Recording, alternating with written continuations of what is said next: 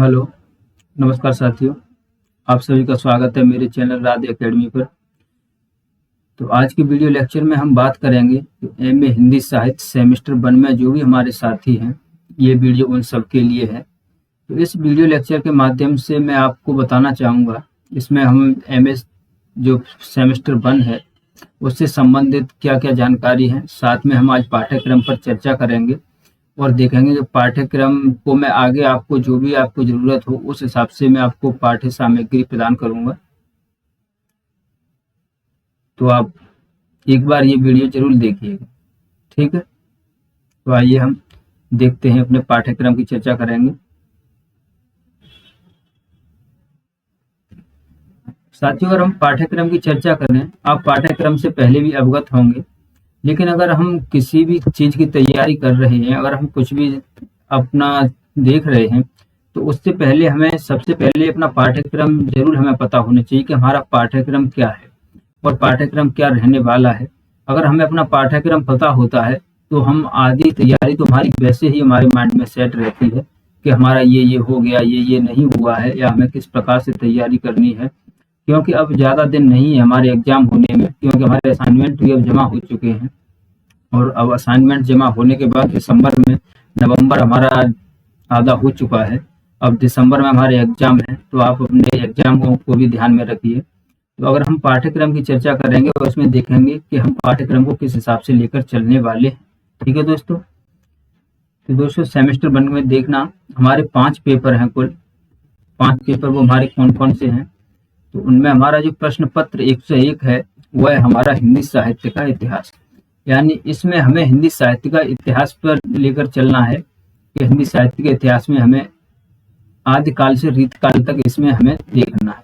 आदिकाल से रीतकाल तक हिंदी साहित्य का जो भी है वो हमें इतिहास में देखना है, ठीक है। प्रश्न पत्र हमारा 102 है, इसमें हम आदिकालीन हिंदी काव्य की बात करेंगे। यानी प्रश्न पत्र 2 में हमारा क्या है? तो आदिकालीन हिंदी काव्य है। प्रश्न पत्र 103 है हमारा, उसमें हमारा भक्तकालीन हिंदी काव्य है। यानी इसमें आदिकाल से हमारे कौन कौन से कवि और लेखक उठाए गए हैं, भक्तकाल से भी कुछ दिया हुआ है हमारा। फिर हमारा प्रश्न पत्र 104 है, वह है हमारा हिंदी कथा साहित्य, ठीक है दोस्तों। और हमारा प्रश्न पत्र 105 है, वो है हमारा भारतीय काव्य शास्त्र। तो ये हमारे 5 पेपर हैं प्रथम सेमेस्टर में, जो हमारे संपूर्ण सिलेबस को हमारा विभाजित करते हैं। अब हम बात करते हैं पेपर बाई पेपर की। अगर दोस्तों हम सेमेस्टर 1 के फर्स्ट पेपर की बात करें, 101 की हिंदी साहित्य का इतिहास, तो इसमें आप एक बात ध्यान रखना कि हिंदी साहित्य का इतिहास वैसे तो समग्र रूप से बहुत है, लेकिन इसमें जो हमारा इस फर्स्ट सेमेस्टर में है वो सिर्फ हमारा आदिकाल से रीतकाल तक है। ये बात हमें ध्यान देनी पड़ेगी। और अब हम देखेंगे कि जो हमारा प्रश्न पत्र 101 है वो हमारा 4 इकाई है। पांचों पेपर है हमारे, 5 पेपर हैं और पांचों पेपर में हमें 4 इकाई दी हुई है। उन 4 इकाइयों में हमारा क्या क्या है वो हम देखेंगे। अगर हम पेपर 101 में देखें तो पहला है हमारा इतिहास दर्शन, ठीक है दोस्तों। तो इससे जुड़े हुए सवाल क्या आएंगे कि इतिहास दर्शन से आएगा कि इतिहास और आलोचना क्या है, इतिहास और अनुसंधान। यानी अगर कोई चीज इतिहास है, इसमें हमें हिंदी साहित्य के इतिहास की बात करनी है कि हिंदी साहित्य के इतिहास में क्या क्या दृष्टि रही है या उसको लिखने में क्या क्या क्रम रहा है, उसी की हम इसमें चर्चा करेंगे। हिंदी साहित्य का इतिहास दर्शन के समकालीन सिद्धांत, साहित्य इतिहास लेखन की प्रमुख अवधारणाएं, मध्ययुगीनता, पुनर्जागरण, आधुनिकता, हिंदी साहित्य के इतिहासों का इतिहास। दोस्तों, हिंदी साहित्य के इतिहासों के इतिहास की बात करें हम तो इसमें हमारे ये आएगा कि अब तक जो हिंदी साहित्य के, वैसे आप देखेंगे कि हिंदी साहित्य का इतिहास शुक्ल जी ने भी लिखा है, आचार्य प्रसाद द्विवेदी जी भी ने लिखा है, मिश्र बंधुओं ने भी लिखा है, जॉर्ज ग्रियर्सन ने भी लिखा है, आगे हमारा बच्चन सिंह ने भी लिखा है, विश्वनाथ त्रिपाठी जी ने भी लिखा है। यानी हिंदी साहित्य के इतिहास कौन कौन से लिखे गए, उनका क्या इतिहास रहा है। फिर हम देखेंगे काल विभाजन और उसकी समस्याएं। यानी इसी में हमें देखना होगा कि हिंदी विभाजन में जो हमारा आदिकाल है, भक्ति काल है, रीतकाल है, इनका विभाजन कैसे किया गया और उसके सामने क्या क्या समस्याएं आ रही थी। अब नेक्स्ट है हमारा जो इकाई 2 है वो है आदिकाल, ठीक है। अब इसमें संपूर्ण आदिकाल की बात की जाएगी। आदिकाल में क्या बात की जाएगी? नामकरण की समस्या, पृष्ठभूमि और विभिन्न परिस्थितियां। यानी आदिकाल जब हमारा शुरू होता है तो उसका आदिकाल का नामकरण कैसे हुआ, इससे जुड़े हुए कौन कौन से नाम और आए। अगर आपको पता हो तो शुक्ल जी ने इसका नाम वीरगाथा काल दिया, फिर हजारी प्रसाद द्विवेदी जी आए, उन्होंने आदिकाल नाम दिया, और साथ में पृष्ठभूमि है, विभिन्न परिस्थितियां यानी तब की परिस्थितियां क्या रही, ये सब बातें होंगी। रासो काव्य परंपरा और प्रमुख प्रवृत्तियां, यानी आदिकाल में कौन कौन सी प्रवृत्तियां रही, कौन कौन से काव्य रचे गए, उनकी चर्चा होगी। और प्रमुख कवि की बात करें, यानी इसमें हमें ये भी देखने हैं कि प्रमुख इसमें आदिकाल में कवि कौन कौन से रहे, यानी आदिकाल से जुड़े हुए कवियों की भी हमें चर्चा होगी। इसमें चंद्रवरदाई, जगन्नेक, अमीर खुसरो, विद्यापति आदि और भी कवि हैं, उनकी बात होगी। जैसे सिद्ध है, नाथ परंपरा है, ये सारी परंपरा इसी में हम देखेंगे आदिकाल में। इकाई 3 है हमारी, वो है भक्ति काल। ठीक है दोस्तों, तो भक्ति काल में पृष्ठभूमि और प्रवृत्तियां इसी प्रकार, जिस प्रकार हमने आदिकाल की देखी, इसी प्रकार हम भक्ति काल की देखेंगे। प्रमुख एवं गौण कवि तथा उनका काव्य, और फिर कबीर, रविदास, और जो भी हमारे भक्ति काल में जो सूफी संत हैं और हमारे संत हैं, उनको हम सभी को देखेंगे। साथ में निर्गुण एवं सगुण काव्य धाराएं और प्रमुख उनकी विशेषताएं। ठीक है दोस्तों, अब हम नेक्स्ट बात करें। नेक्स्ट हमारी इकाई 4, वो है रीतिकाल। तो रीतकाल की भी इसी प्रकार से चर्चा होगी। नामकरण की समस्या, दोस्तों एक बात आप इसमें देखना, रीतकाल में नामकरण की समस्या भी है, पृष्ठभूमि एवं प्रवृत्तियां हैं, प्रमुख एवं गौण कवि तथा उनका काव्य, रीतबद्ध और रीत मुक्त काव्य धाराओं की विभेदक विशेषताएं। ठीक है दोस्तों, यानी हिंदी साहित्य के इतिहास से जुड़ी हुई जो भी क्वेश्चन आएगा वो आपका इसी से आएगा। अब हम नेक्स्ट बात करते हैं। अब हमारा पेपर 102 है, और हम प्रश्न पत्र 102 की बात करें तो उसमें है आदिकालीन हिंदी काव्य। अब दोस्तों आपके मन में एक क्वेश्चन आ रहा होगा कि आदिकाल पहले आ चुका है, अब ये आदिकालीन हिंदी काव्य क्या है। तो ये एक बात ध्यान रखना, जो आदिकाल पहले आया हुआ है उसमें सिर्फ हम आदिकाल के जो इतिहास है उसकी चर्चा करेंगे, आदिकाल से जुड़े हुए तथ्यों की चर्चा करेंगे। लेकिन जो प्रश्न पत्र हमारा 102 है आदिकालीन हिंदी काव्य, इसमें हमें कुछ कवि दिए होंगे, उन आदिकाल के कवि, उनकी जो रचनाएं लगी हुई हैं, हम इसमें उनका अध्ययन करेंगे। ठीक है, तो उसमें अगर हम इकाई 1 में देखें तो इकाई 1 में है हमारा दोहा कुश। दोहा कुश किसका है, तो राहुल सांकृत्यायन का है दोहा कुश, इन्होंने संकलन किया है। सरप्पा का है दोहा कुश, तो इसी के हम अध्ययन करेंगे। इसमें पद दिए हुए हैं, इनको देखेंगे। और साथ में फिर है हमारा इकाई 2 में गोरखवाणी। गोरखवाणी जिसका संकलन किया है पीताम्बर दत्त वर्षवाल ने, इसमें से 1 से 20 पद हैं। फिर हमारा पृथ्वीराज रासो है, जिसके संपादक है माता प्रसाद गुप्त। कैमास बद्ध है, इसमें हमारा पूरा एक सर्ग है कैमास बद्ध, यानी पृथ्वीराज रासो हमारा समय में विभक्त है, उसमें 69 सर्ग हैं, उन्हीं में से हमारा एक कैमास बद्ध है। तो ये हमारे सिलेबस में है। ठीक है दोस्तों, फर्स्ट सेमेस्टर में। अब नेक्स्ट है हमारा इकाई 4 विद्यापति की पदावली, जो रामरच बेनीपुरी जी ने इसका संकलन किया है। तो इसके ये पद दिए हुए हैं, तो हम इनकी चर्चा करेंगे। ठीक है, तो ये सिलेबस मैं आपको जल्दी ही प्रोवाइड करवा दूंगा। अगर आप वैसे तो आपके पास होगा, अगर नहीं भी हो किसी भी विद्यार्थी के पास, किसी भी साथी के पास, तो वो एक बार जरूर मैसेज कर दे, तो वो आपको ये पूरा सिलेबस आराम से मिल जाएगा। साथ ही में मैं आपको, चलो वो बात हम अभी बाद में करेंगे। अब हम आते हैं अपने प्रश्न पत्र 103 पर। 103 है हमारा भक्तकालीन हिंदी काव्य। अगर हम भक्तकालीन हिंदी काव्य की बात करें तो इसमें हमारे आएंगे कबीर, यानी इकाई 1 है वो है कबीर। कबीर हैं जिनकी एक पुस्तक है कबीर नाम से ही, हजारी प्रसाद द्विवेदी जी की। उस पुस्तक से हमारे कुछ दोहे लिए गए हैं, कुछ पद हैं, कुछ साखी हैं कबीर जी की, तो ये हैं। फिर हमारी इकाई 2 है वो है जायसी। जायसी की जायसी ग्रंथावली है, रामचंद्र शुक्ल ने जिसका संपादन किया हुआ है। उसमें से है हमारा नागमती व्युत्पन्न। ठीक है दोस्तों, यानी जो जायसी ग्रंथावली है उसमें से हमारा नागमती व्युत्पन्न है पद्मावत से। फिर हमारा इकाई 3 है वो है सूरदास। इकाई 3 में कौन से कवि हैं हमारे, तो वो है सूरदास।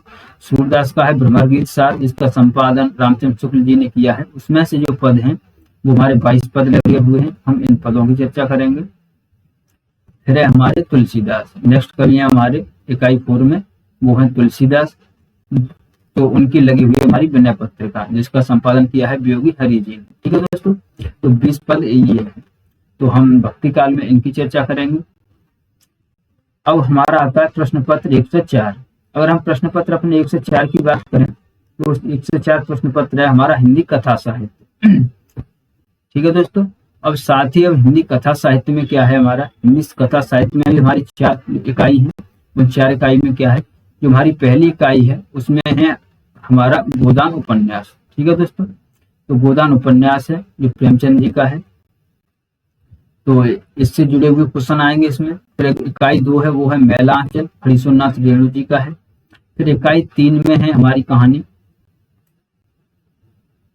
इकाई 3 में कुछ कहानी है और इकाई 4 में कुछ कहानी है। ठीक है दोस्तों, तो इकाई 3 और 4 की कहानी है ये हम देखेंगे।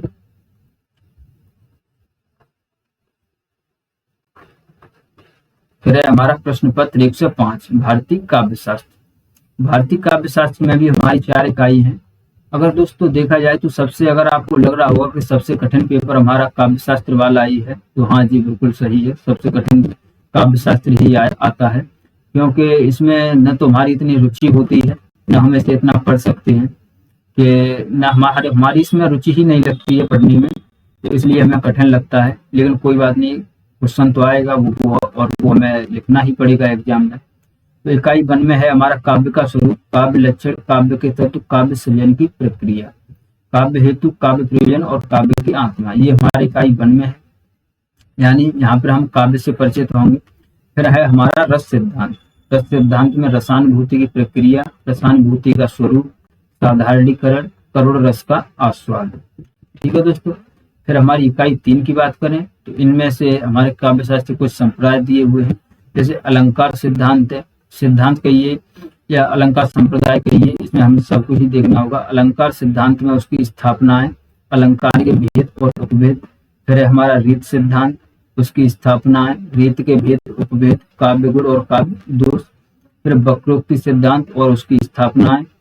फिर है हमारा इकाई 4, इकाई 4 में है हमारा ध्वनि सिद्धांत और उसकी स्थापना है, और फिर है औचित्य सिद्धांत और उसकी स्थापना है। तो दोस्तों यहाँ तक हमने अपना सिलेबस देखा, और सिलेबस देखने के बाद मैं आपको बता दूं कि अगर आपके पास अगर कोई भी सामग्री नहीं है आपके पाठ्यक्रम से संबंधित, तो आप मुझे मैसेज कर सकते हैं, तो मैं आपको वो सामग्री प्रदान कर सकता हूं। साथ ही मैं प्रत्येक प्रश्न पत्र के प्रत्येक टॉपिक पर अलग वीडियो बनाऊंगा, जिसमें मैं आपको मूल पाठ से भी अवगत कराऊंगा, और साथ ही आपको मैं प्रश्न प्रारूप दूंगा, यानी एक प्रश्न का फॉर्मेट दूंगा पूरा, उसमें आप अपने प्रश्न को उस प्रकार से लिख सकते हैं जो आपको एग्जाम में बहुत ही मददगार साबित होगा। दोस्तों मैं MS फर्स्ट सेमेस्टर का एग्जाम दे के आया हूँ, और मुझे पता भी है कि किस प्रकार से पूछे जाते हैं, किस प्रकार से आपको क्वेश्चन लिखना चाहिए या आपके पास क्या क्या होना चाहिए। आप इस बात से निश्चिंत रहें, आपको ज्यादा नहीं पढ़ना पड़ेगा, आपको पॉइंट टू पॉइंट मिलेंगे हर एक टॉपिक के, तो आप उनको पढ़कर जाइए और आराम से आप अपना आंसर राइटिंग कर सकते हैं। मैं आपको पूरा आंसर लिखा हुआ दूंगा, सिर्फ आपको एक बार उसे रीडिंग करना है, उसमें से कुछ बिंदु बनाने हैं, और वो किस प्रकार बनाने हैं, आंसर किस प्रकार से लिखना है, वो मैं आपको सब बताऊंगा। तो दोस्तों अगर मैं आपको बताऊं तो प्रश्न पत्र अगर हम 103 की बात करें, तो मैं आपको एक बार दिखाता हूं कि अगर प्रश्न पत्र 103 की बात करें तो प्रश्न पत्र 104 है हमारा हिंदी कथा साहित्य। 104 में हिंदी कथा साहित्य में हमारी जो कहानियां लगी हुई हैं, तो वो इकाई 3, जैसा कि हमने देखा प्रश्न पत्र 104 में हमारी 4 इकाई हैं, जिनमें से इकाई 1 में हमारा गोदान उपन्यास है, इकाई 2 में हमारा मेला आंचल उपन्यास है, फिर इकाई 3 आती है, उसमें हमारी कहानियां लगी हुई 7 कहानी हमारी इकाई 3 में है, और फिर 6 कहानी हमारी इकाई 4 में है। तो ये कहानी है हमारी।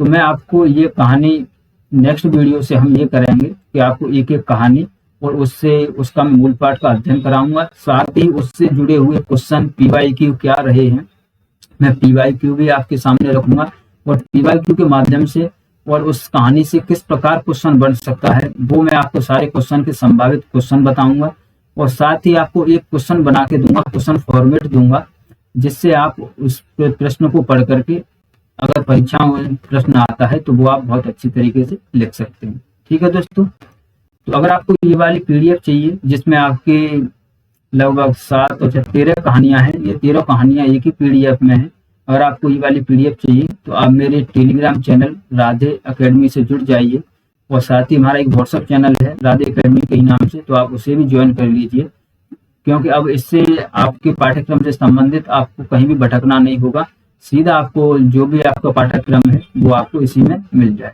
ठीक है दोस्तों, तो अगर आपको ये वाली PDF भी चाहिए तो आप मुझे यहीं पर फॉलो कर लीजिए, और साथ ही अगर आपको और कोई सिलेबस चाहिए तो आप मुझे बताइए, मुझे मैसेज कीजिए, मैं आपको तुरंत उसका रिप्लाई दूंगा। और साथ ही इस प्रकार से फॉर्मेट में हमारी कहानी है। अगर आपको इसका हार्ड प्रिंट चाहिए तो आप मुझे मैसेज कर सकते हैं, तो आपको इसका हार्ड प्रिंट भी मिल जाएगा, हार्ड कॉपी भी मिल जाएगी। ठीक है दोस्तों, तो अब नेक्स्ट वीडियो से हम एक एक कहानी को उठाएंगे, साथ ही उससे जुड़े हुए तथ्य हैं और क्या क्या कहानी है, और कहानी में आपको समझाऊंगा। साथ ही कहानी से क्वेश्चन कैसा बनेगा और कौन कौन सी लाइन इंपॉर्टेंट होंगी उसके लिए, तो वो मैं आपको सब बताता चलूंगा। ठीक है दोस्तों, तो मिलते हैं अब नेक्स्ट वीडियो में। नेक्स्ट वीडियो में हम अपने प्रश्न पत्र 1 से 4 हिंदी कथा साहित्य से स्टार्ट करेंगे। तो मिलते हैं अब नेक्स्ट वीडियो में। अगर आपका दोस्तों अगर आपका कोई प्रश्न हो तो आप कमेंट बॉक्स में जरूर पूछिएगा, तो मैं आपका रिप्लाई जल्दी ही दूंगा। धन्यवाद।